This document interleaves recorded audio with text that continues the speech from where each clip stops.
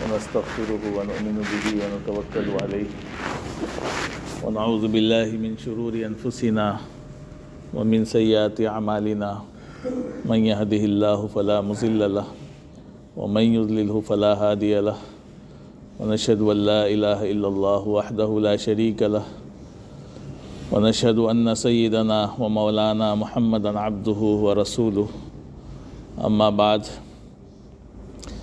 فقد قال الله تعالى في كلامه المجيد أعوذ بالله من الشيطان الرجيم بسم الله الرحمن الرحيم واللاتي تخافون نشوزهن فعيذوهن واهجروهن في المضاجع واضربوهن فإن أطعنكم فلا تبغوا عليهن سبيلا إن الله كان عليا كبيرا صدق الله العظيم وقال نبينا محمد صلى الله عليه وسلم أبغض الحلال إلى الله الطلاق أو كما قال رسول الله صلى الله عليه وسلم۔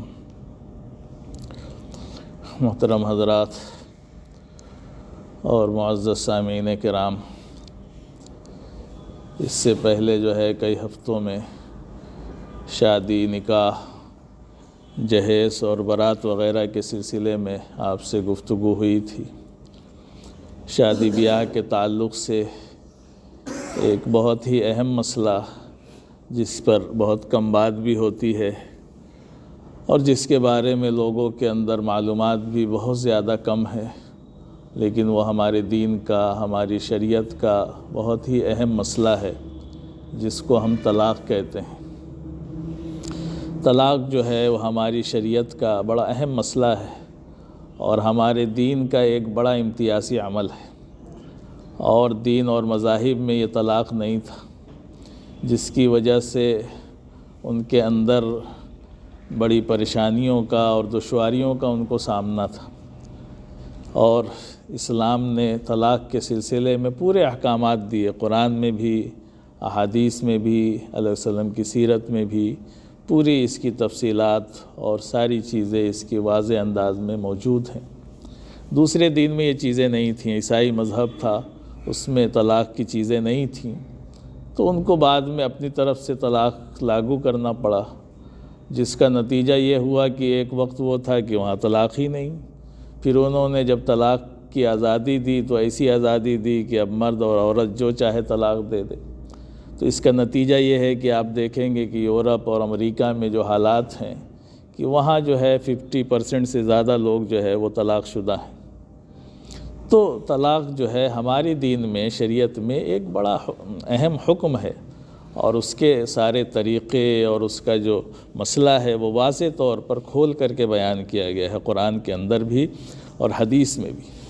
بہرحال جہاں تک طلاق کا تعلق ہے تو طلاق ایک ایسا عمل ہے جو پسندیدہ عمل نہیں ہے، بس ایسے ہی عمل ہے جو مجبوری کا عمل ہے، اس لیے کہ طلاق کا لفظ اور نام سنتے ہی انسان کو اچھا نہیں لگتا ہے، کسی کو بھی۔ اسی لیے جو بیانات ہوتے ہیں یا نکاح کی مجلسیں ہوتی ہیں تو وہاں کوئی بھی عالم اس کی ہمت نہیں کرتا ہے کہ وہ طلاق کی بات کو چھیڑے، اس لیے کہ لوگ اس کو برا سمجھتے ہیں، حالانکہ ایسا نہیں ہے۔ یہ مسئلہ ہے، شریعت کا حکم ہے، اور اس کی بھی ضرورت پڑتی ہے، اور جب ضرورت پڑتی ہے تبھی اللہ نے اس کا حکم دیا ہے، اگر ضرورت نہ پڑتی تو اللہ حکم نہ دیتا۔ البتہ اللہ علیہ وسلم نے یہ بات فرمائی ہے کہ ابغض الحلال الی اللہ الطلاق، کہ جتنی حلال چیزیں ہیں اللہ کے نزدیک ان میں سب سے ناپسندیدہ چیز طلاق ہے، ابغض ہے یہ، لیکن بہرحال ہے حلال۔ کیوں؟ اس لیے کہ اگر یہ چیز شریعت میں حلال نہ ہوتی تو اس سے بڑی دشواریاں پیش آتی ہیں۔ جن مذاہب میں آپ دیکھیں کہ طلاق نہیں تھا تو وہ بیوی سے چھٹکارا حاصل کرنے کے لیے ایسے طریقے اختیار کرتے تھے جس میں عورت کی جان کو خطرہ، کہ اب ان کو یہ تھا کہ ہمارا اس عورت کے ساتھ نباہ بھی نہیں ہو سکتا ہے اور ہمارے مذہب میں چھٹکارا پانے کا کوئی راستہ بھی نہیں ہے، آخری وقت تک اسی کے ساتھ رہنا ہے اور رہنا چاہتا نہیں ہے۔ تو اگر انسان کے سامنے راستہ نہ ہو، کوئی جائز طریقہ نہ ہو تو وہ کیا کرے گا؟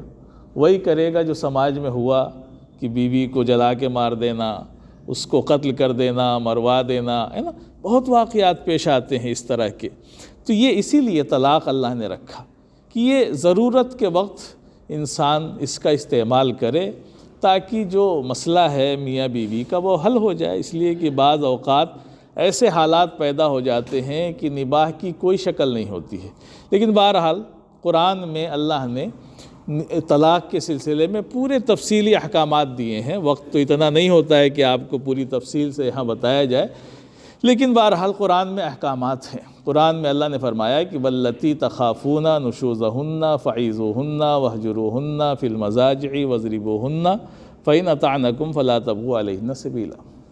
اللہ قرآن میں یہ فرما رہا ہے کہ دیکھو، اگر ایسے حالات پیدا ہو جائیں کہ میاں بیوی میں اختلاف ہو جائے، لڑائی جھگڑا ہو جائے، کسی وجہ سے جو ہے آپس میں انبن ہو جائے، کوئی شکل نہ پیدا ہو رہی ہو، تو اس کے لیے پہلی شکل قرآن نے بتائی کہ فعیذوہن۔ مرد کا کام یہ ہے کہ وہ بیوی کو نصیحت کرے، سمجھائے، اس کو اچھی طرح سمجھانے کی کوشش کرے۔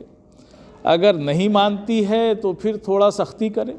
اس سختی کے بارے میں فرمایا کہ ہے نا، فرمایا کہ نشوزہن فعیذوہن واہجروہن فی المضاجع، کہا کہ اگر وہ اس نصیحت سے، تمہارے سمجھانے سے بھی عورت نہیں مانتی ہے تو دوسرا مرحلہ یہ ہے کہ آپ بستر الگ کر دیں، آپ اس کے ساتھ نہ سوئیں، اس کو الگ سلائیں۔ یہ بھی اس کے لیے بڑی سزا ہے بیوی کے لیے کہ آپ بستر علیحدہ کر لیں، آپ رہیں اسی کمرے میں لیکن اپنا بستر الگ کر لیں، اس کا الگ کر دیں، تو یہ بھی اس کے لیے بڑی سزا ہوتی ہے عورت کے لیے۔ قرآن نے اس کا حکم دیا۔ اب اگر اس سے بھی کام نہیں چلتا ہے، وہ عورت اتنی کہہ لیجئے بد اخلاق ہے یا دین پر چلنے والی نہیں ہے، ہے نا، نہیں مانتی ہے، تو پھر تیسرے مرحلے میں قرآن نے یہ کہا کہ اگر نہیں مانتی ہے تو وَاضْرِبُوهُنَّ، پھر ان کی ہلکی پھلکی پٹائی بھی کی جا سکتی ہے۔ ہلکی، اس میں بڑی سختی ہے نا، آیا کہ ہے نا غیر مبرح، یعنی ایسی مار نہیں مار سکتے ہیں جس سے اس کے نشان پڑ جائے یا چہرے پہ مار دیا، یعنی مارنے کا مطلب تنبیہ ہے نا۔ اس لیے بعض علماء نے لکھا کہ بھائی ہے نا کسی کپڑے سے مار دیا، کسی ایسی چیز سے، مسواک سے مار دیا، تاکہ اس کو چوٹ بھی نہ لگے لیکن دل میں چوٹ بھی لگ جائے کہ اب میرا شوہر جو ہے ہاتھ بھی اٹھا سکتا ہے، تو اس کے دل میں ڈر پیدا ہو۔ تو یہ تیسرا مرحلہ ہے بیوی کی تنبیہ کا کہ اگر نباہ نہیں ہو رہا ہے تو یہ تیسری شکل اختیار کر لے۔ چوتھی شکل یہ بتائی گئی کہ اگر اب اس سے بھی بات نہیں بن رہی ہے تو پھر جو ہے دونوں گھر کے جو بڑے ہیں، شوہر کی طرف سے بھی اور بیوی کی طرف سے بھی، ان دونوں کو بتا دیا جائے، ان کے گھر والوں کو، ان کے گھر والوں کو۔ اب یہ بیٹھ کر کے بڑے جو ہیں گھر والے وہ عورت کو سمجھائیں، سمجھانے کی کوشش کریں۔ اگر اس سے بات بن جاتی ہے تو بہت اچھی بات ہے، تو قرآن کہہ رہا ہے کہ اگر ٹھیک ہے فَإِنْ أَطَعْنَكُمْ، اگر وہ بات مان لے، عورت فرما برداری پہ آ جائے، سدھر جائے، تو پھر ہے نا فَلَا تَبْغُوا عَلَيْهِنَّ سَبِيلًا، پھر بہانے نہ تلاش کریں اس کو چھوڑنے کی، ہے نا، یہ گناہ کی بات ہوگی۔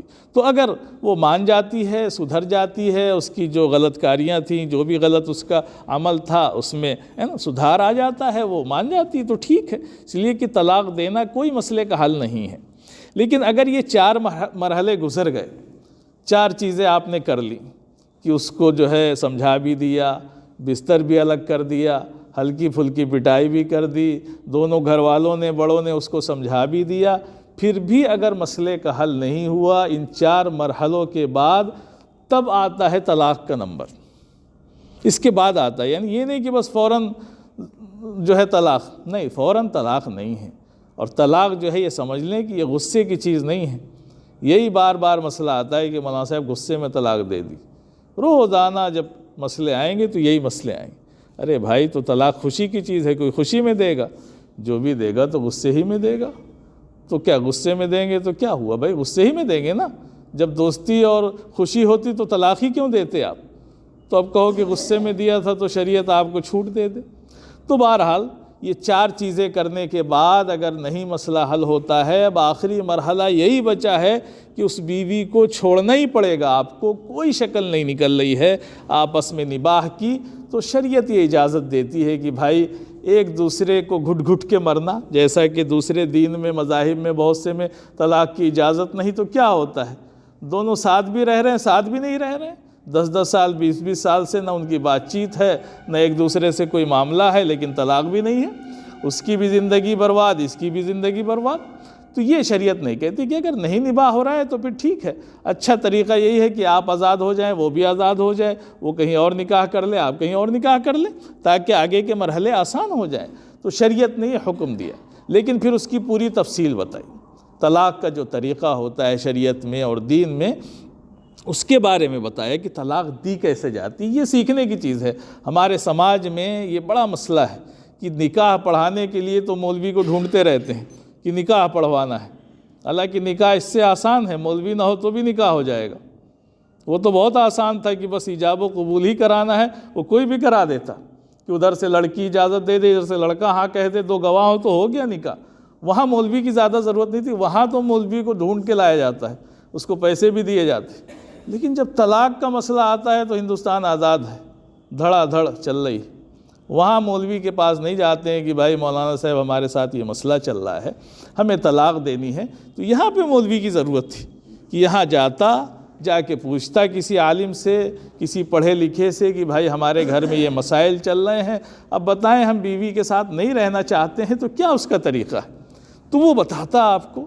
تو بہرحال جو طریقے ہیں طلاق کا اس کو سیکھیں اور سب کو بتانے کی کوشش کریں۔ اس پر تو بہت محنت ہونی چاہیے ہمارے سماج میں۔ تو طلاق کا ایک سب سے، جس کو احسن طریقہ کہتے ہیں، طلاق احسن کہا جاتا ہے، یعنی سب سے اچھا جو طلاق دینے کا طریقہ ہے مجبوری میں، وہ یہ ہے کہ انسان اپنی بیوی کو 1 طلاق دے۔ وہ بھی کب؟ جب کہ وہ طہر کی حالت میں ہو، یعنی اس کے پیریڈ کا اور حیض کا زمانہ نہ ہو، اور اس نے اس طہر میں اپنی بیوی سے ملاقات بھی نہ کی ہو۔ تو جب اس کے پیریڈ کا زمانہ ختم ہو گیا تو اس کے بعد جو اس کا دور ہوتا ہے، بھئی عورتوں کے پیریڈ کے الگ الگ دن ہوتے ہیں، 5 دن ہے، 7 دن ہے، جو بھی اس کے ہیں، وہ زمانہ ختم ہو گیا۔ اب جب وہ پاک ہو گئی، اور اس حالت میں تو شوہر بیوی سے مل بھی نہیں سکتا تھا، تو اب پاک ہو گئی، اب وہ اس حالت میں ہے کہ شوہر اپنی بیوی سے مل سکتا ہے۔ تو اس پاکی میں جس میں وہ بیوی سے نہ ملا ہو، اس میں 1 طلاق دے دے، بس 1 طلاق آپ نے دے دی۔ بھئی مقصد طلاق دینا ہے نا۔ ہمارے سماج میں یہ پھیل گیا کہ بغیر 3 بار طلاق دیے طلاق نہیں ہوتی ہے، تو اسی کو سمجھنے کی ضرورت ہے۔ 1 طلاق سے طلاق ہو جاتی ہے۔ اب آپ نے 1 طلاق دے دی، جس کو طلاق دینا تھا دے کے چھوڑ دیا، اس کو ہماری اصطلاح میں طلاق رجعی کہتے ہیں۔ 1 طلاق آپ نے دے دی، اب اس کی عدت شروع ہو گئی۔ جیسے ہی آپ نے طلاق دے دی، 1 طلاق کے بعد اس کی عدت شروع ہو گئی۔ اب جیسے جیسے اس کا زمانہ گزرے گا، 3 مہینے یعنی 3 حیض اس کو جب آئیں گے، 3 پیریڈ جب اس کا مینس آ جائے گا، تو وہ عورت خود بخود آزاد ہو جائے گی۔ 3 طلاق دینے کی نہیں ضرورت ہے، طلاق 1 ہی دینی ہے۔ یہی احسن طریقہ ہے، اور یہ متفق علیہ ہے، کسی امام کا کسی کا اس میں اختلاف نہیں، جس کو احسن سب سے اچھا طریقہ کہتے ہیں۔ تو یہ طریقہ ہے طلاق دینے کا کہ جب بھی طلاق دینی ہو، چاہے لکھ کے دیں چاہے زبان سے دیں، کبھی 1 سے زیادہ نہ دیں۔ یہ سب کو سمجھائیں کہ یہ جو جاہل ان پڑھ لوگ ہیں 3 کہہ دیتے ہیں اور بعد میں آ کے مولویوں کو پریشان کرتے ہیں۔ تو شریعت کوئی مولوی کے باپ کی نہیں ہے کہ وہ جو ہے آپ کے لیے راستہ نکال دے گا۔ کہاں سے نکال دے گا؟ یہ عیسائی اور دوسرے مذہب والوں نے یہی کیا، پیسہ لے کے راستے نکال دیے، تو پورا دین ہی بدل دیا انہوں نے۔ تو ہمارے یہاں ایسا نہیں چلتا ہے، عالم کے بس میں کچھ نہیں ہوتا، وہ تو مسئلہ بتا سکتا ہے، تو مسئلہ تو یہی ہے۔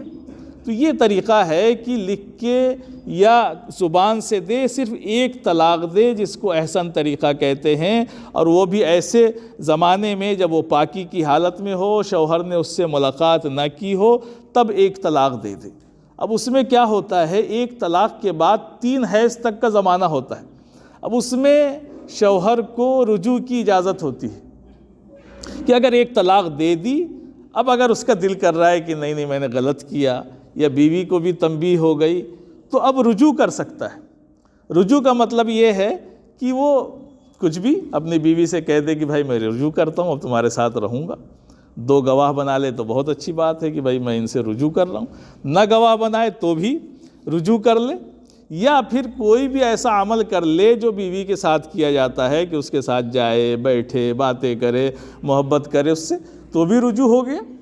تو اب رجوع ہو گیا تو وہ ایک طلاق کا اثر ختم، یعنی اب پھر دونوں میاں بیوی ہو گئے۔ اور اگر رجوع نہیں کیا، 3 حیض اس کے گزر گئے، تو اب اس کو طلاق پڑ گئی، اب بیوی بھی آزاد، شوہر بھی آزاد۔ لیکن اس میں فائدہ کیا ہے؟ اس میں فائدہ یہ ہوتا ہے کہ جو لوگ پریشان ہوتے ہیں اور دین کو، مذہب کو اتنا بدنام کر دیا، حلالہ حلالہ، یہ حلالے کی کوئی ضرورت نہیں ہوتی۔